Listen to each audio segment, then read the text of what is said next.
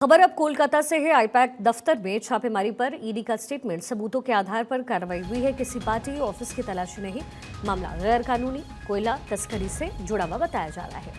IUPAC दफ्तर में छापेमारी पर ईडी ने अपना स्टेटमेंट दिया। सबूत के आधार पर ये कार्रवाई हो रही है। किसी पार्टी ऑफिस की तलाशी नहीं ली गई है।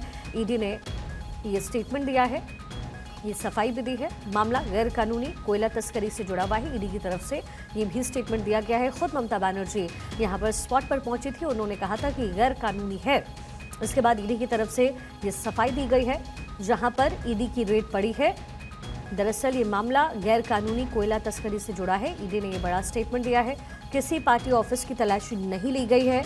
ये क्लैरिटी भी ईडी की तरफ से दी गई।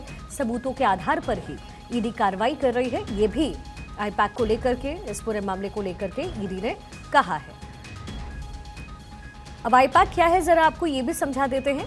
दरअसल प्रशांत किशोर के हटने के बाद आईपैक का मामला जो है वो आगे बढ़ा। प्रशांत ने बाद में बिहार में जन स्वराज पार्टी बनाई थी। आईपैक तृणमूल कांग्रेस टीएमसी के साथ 2021 से जुड़ी हुई है। जाहिर है इसीलिए ये पूरा मामला जो है वो पॉलिटिकल एंगल लेता हुआ नजर आ रहा है।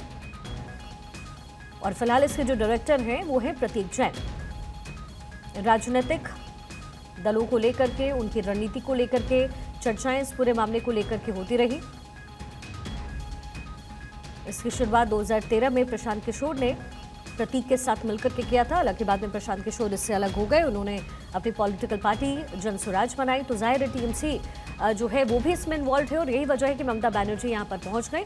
उन्होंने पुरजोर इसको लेकर के विरोध भी किया है।